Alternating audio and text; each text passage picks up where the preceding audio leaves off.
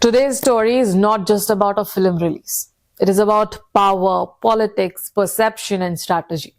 It is about cinema becoming a political tool. And it is about how one decision changed everything. Talapati Vijay's last film, Jananayakan, was not meant to be just a movie. It was planned as a political launch pad, a mass movement on screen, and a public image booster before his full political entry. Vijay did not produce the film himself. He worked with KVN Productions, taking a huge professional fee with one clear shared goal. Release the film before elections. Create impact, build momentum, shape a public narrative. The plan was simple. Blockbuster film, mass popularity, political visibility, and emotional connection with people. But what happened next changed everything.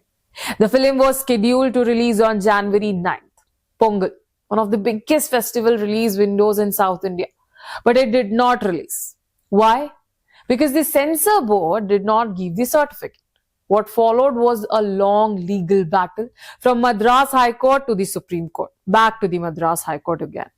Courts, petition, hearings, delays, but still no censor certificate, no release, no clarity. The film became a headline. The controversy became bigger than the movie. The discussion grew louder, but the producers suffered massive losses. This was a 500 crore rupees project, and the delay caused huge financial pressure. Report says over 100 crore rupees loss already.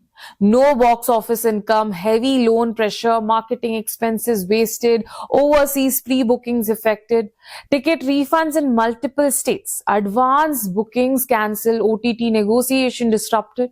Even overseas markets had huge advance bookings. Opening day collections expected around 40 crore rupees. Weekend projections were massive. All of it collapsed due to the delay. This was not just a film delay, it was an economic blow. The case again came before the same Madras High Court bench that had earlier directed the censor board to act. But before any new order could be passed, KVN Productions withdrew the case. This changed the entire direction. No more court fight, no more legal pressure, no more confrontation. Vijay and the producer decided they will follow the official CBFC process. They will cooperate with the censor board. They will accept the revising committee review. They will make changes if required. Reports say they agreed to remove around 20 minutes of controversial content. What was the objection? According to media reports, the censor board raised concerns about sensitive political themes, alleged deputation of foreign forces creating religious conflict, sensitive portrayal related to national security and the army. Initially, a UA certificate was discussed, but after a complaint, the film was sent to the revising committee, creating fresh delays and controversy. At the same time, political discussions started in Tamil Nadu. Rumors spread that political pressure was being created to delay the film. Alliance politics, power equations, and election strategies became part of the narrative. Vijay made his stand clear. No alliance, no political compromises, independent political path. But when it came to Jananayakan, he chose not confrontation but calculation. Withdrawing the court case is not a legal defeat, it is a strategic compromise. Because continuing the legal battle would mean long delays, election code of conduct, further restrictions, more losses, political complications, institutional conflict, negative optics. Vijay understood one thing clearly. Starting a political career with direct institutional confrontation is risky. So instead of fighting the system, he chose to work within the system. This is diplomacy, not surrender. This is strategy, not weakness. This is planning, not panic. Jananayakan is not just a movie, it is a political narrative, a mass communication tool, a branding platform, a public image builder, a campaign vehicle, a political introduction. For Vijay's party and future politics, this film is a soft launch campaign.